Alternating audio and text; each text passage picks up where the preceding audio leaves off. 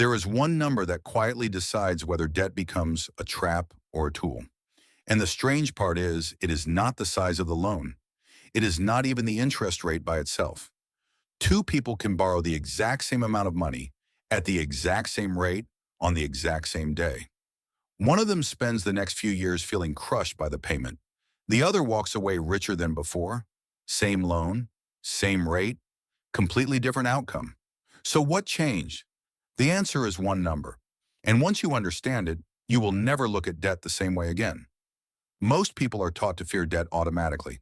They hear the word loan and they immediately think about monthly payments, stress, interest, and risk. But at its core, debt is much simpler than that. A loan is just rented money. You borrow money for a period of time, you pay a fee for using it, and then you return it. That fee is the interest rate. In other words, the interest rate is the rent.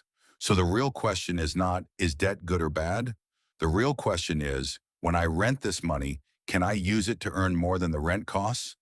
If borrowed money costs you 4%, but you use it in a way that earns 7%, you do not just have debt, you have a spread. That 3% gap is the entire game. But the spread is only one side of the story. The second side is leverage. Leverage means how many dollars you control for every dollar of your own money you put in. When you combine the spread with leverage, you get the number that matters most, your return on your own cash. This is where wealthy people think differently. A poor person looks at a loan and asks, how fast can I pay this off? A rich person looks at the same loan and asks, what is the spread and how many dollars can I control with it? Same debt, different question, different life. And as we go through the 6 ways rich people use debt, every strategy will come back to this same idea. Borrow cheap, put the money to work, keep the difference. The only thing that changes is the size of the numbers and how much control you have. Let's start with one of the oldest and most accessible ways rich people use debt, trade credit. Almost every product business in the world runs on some version of this. Imagine you want to sell pens. A simple product, easy to understand, steady demand. The basic version most people imagine is this. You take your own cash, buy a large shipment of pens, bring them in, store them, and then hope you can sell them fast enough to make your money back. But that is the version that traps your own money inside inventory. The smarter version is different. You do not pay for the pens up front. Instead, the manufacturer gives you terms. Net 30, net 60, net 90. That means you receive the product now, but you do not have to pay the bill for 30, 60, or even 90 days. In that moment, the supplier is not just a supplier. The supplier is acting like your bank, and the product itself becomes the loan. Now run the number again. You get the pens before you pay for them. You sell them to customers before the bill is due. You collect the cash, pay the factory, and keep the difference. So how much of your own money was actually tied up in the deal?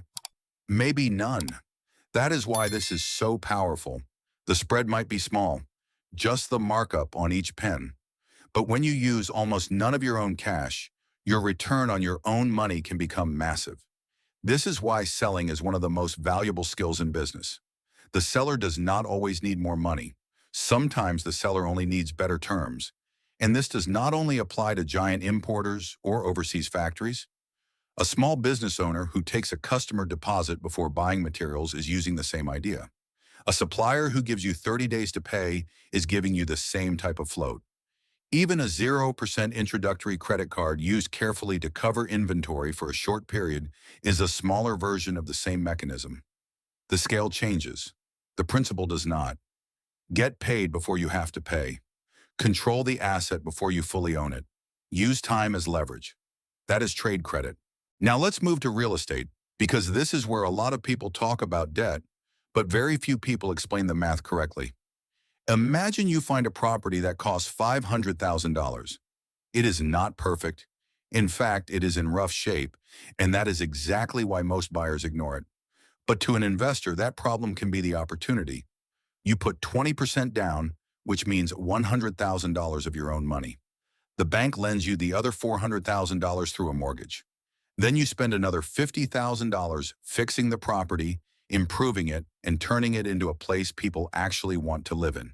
So at this point, Your own cash in the deal is $150,000.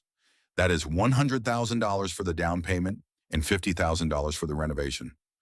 Now, the property is no longer the same tired house you bought. It has been repaired, it looks better, it is more useful. And because of that, the market value rises to $700,000. This is where the strategy changes. You go back to the bank and refinance the property based on its new value. If the bank lends you 80% of $700,000, that new loan is $560,000. You use part of that money to pay off the original $400,000 mortgage. That leaves $160,000 in cash coming back to you. A lot of people explain this wrong. They say you spent $50,000 on repairs, pulled out $160,000, so you made $110,000. But that is not the real point. The real point is that you originally put in $150,000 of your own money, and now you pulled out $160,000. You got all of your original cash back, plus a little more, and you still own the property. That is why investors love this strategy. It is not only about making profit, it is about recycling your own cash. You put money into the deal, improve the asset, pull your money back out, and still keep control of a $700,000 property. Now run the number again. How much of your own money is left in the deal after the refinance? Zero. You took it back out. So your return on your remaining cash is not just high. Mathematically, it becomes infinite. But this is not magic, and it is not risk-free. Your new loan is larger than the old one. You went from owing $400,000 to owing $560,000. At mortgage rates around 6%, that means a much bigger monthly payment. Refinancing also costs money, often around 2 to 5% in closing costs. So the strategy only works if the rent can cover the bigger loan payment, the costs, and still leave room to breathe. The trick was never just refinancing. The real trick is finding a property that still cash flows after the refinance. That is the hard part. That is the part that separates a smart use of debt from a dangerous one. Now that you understand the smaller versions of using debt, let's go up a level. This is the strategy behind all those headlines about billionaires who seem to live incredibly wealthy lives while paying almost nothing in income tax. It sounds like some secret loophole, but it is really 3 ordinary rules stacked together in a very powerful way. It is called buy, borrow, die. Step 1 is buy. You own assets that can rise in value. That could be stocks, a business, or real estate. Over time, those assets grow, and on paper, your net worth becomes larger and larger. But here's the key. Paper gains are not taxed when they happen. If your stock goes up, you do not automatically owe tax just because the value increased. You usually owe tax when you sell. So the first rule is simple. Do not sell. Selling triggers the tax bill. But of course, wealthy people still need money. They still want to buy things, fund their lifestyle, make investments, and move cash around. So instead of selling the asset, they move to step 2. Borrow. They go to a bank or a brokerage and borrow against the assets they already own. This is a real financial product called a securities-backed line of credit. The portfolio becomes collateral, and the lender gives them cash. According to the original example, these loans can run around 5.5 to 6.5%, with the best rates usually going to the biggest portfolios. Now compare that to the one number. If the assets are growing around 7% and the loan costs around 6%, the spread can still be positive. But the tax advantage is the bigger point. If they sold the asset, the long-term capital gains tax rate could climb as high as 23.8% once the investment income surtax is included. So borrowing at around 6% to avoid triggering a tax bill near 24% is not just convenient, it is the strategy. They are renting money cheaply, so they do not have to sell the thing that made them rich. Then comes step 3, and this is the coldest part of the machine: die. Under current law described in the original video, when a person passes away, their heirs can inherit those assets with what is called a stepped-up basis. That means the tax basis resets to the market value at death. The gains that accumulated for years, sometimes decades, can effectively disappear for tax purposes. The asset passes on. The loan can be paid from the estate, and the gains that were never taxed while the person was alive may never be taxed at all. The original video also points out that the government estimates this stepped-up basis rule costs about $41 billion in uncollected tax. And before someone assumes the estate tax solves the issue, the example notes that in 2026, the estate tax exemption is $15 million per person, or $30 million for a married couple. That is the machine.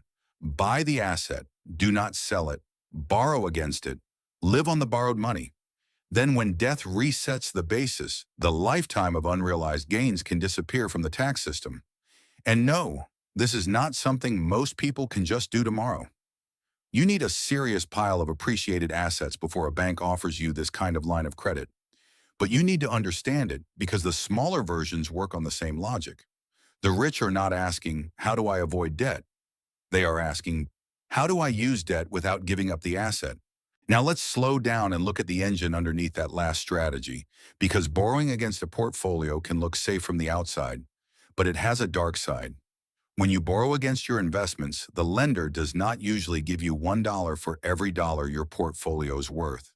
They may lend you somewhere between 50% and 95% of the value, depending on what you own and how risky those assets are.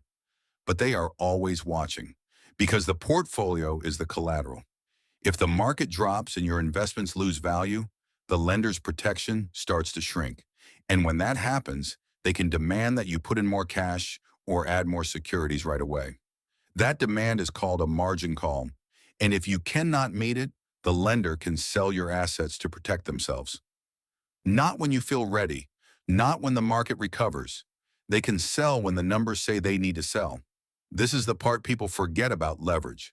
Leverage does not only multiply the good side, it multiplies both sides. A positive spread can become powerful when borrowed money is working in your favor. But a negative spread can become brutal when the market turns against you. That is why the same tool can make one person wealthy and destroy another person's financial life. And there is one version of borrowing that shows the danger even more clearly: short selling. Short selling is borrowing in reverse. Instead of borrowing money, you borrow a share of stock, sell it immediately, and hope the price falls. If the stock drops, you buy it back cheaper, return the borrowed share, and keep the difference. When it works, you make money from a company going down. But when it fails, the risk is terrifying. If you buy a stock normally, the worst case is that it goes to zero. You can lose what you invested, but your loss has a floor. With short selling, there is no ceiling. If the stock price keeps rising, your losses keep rising with it. And no matter how high the price goes, you still have to buy that share back eventually. That is debt turned into a weapon against you. So the lesson is not that leverage is always bad. The lesson is that leverage is honest. It magnifies the truth of the deal. If the spread is positive and the risk is controlled, leverage can build wealth. If the spread turns negative and the risk is uncontrolled, leverage can destroy you faster than you thought possible. That is why rich people do not just ask, "Can I borrow?" They ask, "What happens if this moves against me?" Now let's come back down to earth, because this next strategy is not just for investors, business owners, or billionaires. This is the small version of the same idea, and it is one many people can actually use right now. It is the 0% balance transfer. Instead of a factory giving you pens before you pay, a credit card company gives you a period of time where your transferred balance charges 0% interest. In the original example, real balance transfer offers can give you 0% interest for 18 to 21 months. Some can even stretch to 24 months. Now, this is not completely free money. There is usually a transfer fee, often around 3 to 5% up front. That fee is the cost of renting the money. So the question becomes the same one we have been asking the entire time. Does the benefit beat the cost? If you are carrying credit card debt at 24% interest and you move that balance to a percent offer with a 3% transfer fee, the spread is enormous.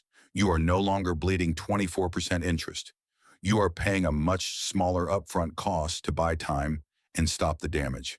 That is not a risky investment trick. That is math. And in many cases, it can be one of the cleanest returns available because you are not trying to guess what a stock will do. You are eliminating an interest rate that is already hurting you. This is the same mechanism as trade credit, just in a different form. Borrow cheap. Use the borrowed time wisely. Keep the difference. The importer uses supplier terms. The billionaire uses a portfolio line of credit. The person with expensive credit card debt can use a balance transfer. The size is different, but the arithmetic is the same. The danger is pretending the 0% period lasts forever. It does not. If you move a balance and then keep spending, you have not solved the problem. You have only moved it to another room. The strategy works when you use the low-cost period to pay the debt down aggressively before the regular rate returns. So this is not permission to borrow more. It is a way to flip the equation. If you are paying a high rate today, you are on the wrong side of the spread. A balance transfer can move you from paying expensive rent on money to paying a much lower cost while you regain control. And that is the point. Rich people do not worship debt. They manage the cost of money. They look for the cheapest form of capital available. Then they use it with discipline. For regular people, this may be the most practical place to start. Now we arrive at the one move that almost everybody watching can start improving today. Look back at the number again. The spread is what borrowed money earns minus what borrowed money costs. Most people obsess over the earning side. They chase the better investment, the better deal, the bigger return. But wealthy people also obsess over the cost side, because every percentage point you reduce from the cost of borrowed money goes straight into your spread. If your money costs less, every future loan becomes easier to use. Your mortgage becomes cheaper. Your car loan becomes cheaper. Your business line of credit becomes cheaper. Even your ability to move quickly when an opportunity appears becomes stronger. And the biggest lever on that cost is your credit score. In the original example, the national average credit score is 715, but the difference between a fair score and an excellent score can be several percentage points on loans you may use for the rest of your life. Those few percentage points may not sound dramatic in 1 month, but over a mortgage, a car loan, or a business loan, they can turn into tens of thousands or even hundreds of thousands of dollars. This is why rich people often get access to cheaper money. It is not always because they know a secret banker. It is because they have made themselves safer and cheaper to lend to. And unlike guessing the next winning stock, improving your credit is much more within your control. You can check where you stand. You can understand what your money costs today. You can reduce expensive debt. You can avoid missing payments. You can build a financial profile that makes lenders compete to offer you better terms. That is not exciting, but it is powerful. So let's bring everything together. Debt is not automatically good. Debt is not automatically bad. Debt is rented money. The only question that matters is whether what you do with that rented money earns more than the rent costs. That is the one number. The importer uses trade credit to sell inventory before paying the supplier. The real estate investor improves a property, refinances, pulls the original cash back out, and keeps the asset. The billionaire buys assets, borrows against them, avoids selling, and may pass them on with a stepped-up basis. The investor borrowing against a portfolio faces the danger of margin calls.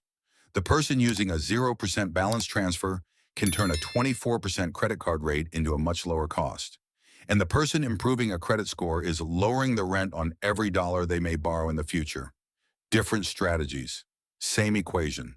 How many dollars do you control for every dollar of your own money, and does what they earn beat what they cost? That is what separates people who drown in debt from people who build wealth with it. Poor people often ask, how fast can I get rid of this debt? Rich people ask, what is the spread and how much can I control safely? Same loans, same rates, different question, different result. So before you fear debt, run the number. Before you use debt, run the number. Before you call something good debt or bad debt, run the number. Because once you understand the spread, debt stops being a mystery. It becomes a tool. And like every tool, it can either build something for you or hurt you if you do not know how to use it. If this changed the way you look at the loans in your own life, that is the point. The goal is not to worship debt. The goal is to understand it clearly enough that it no longer controls you. Debt is just rented money. Wealth begins when you learn how to rent it for less than it can earn.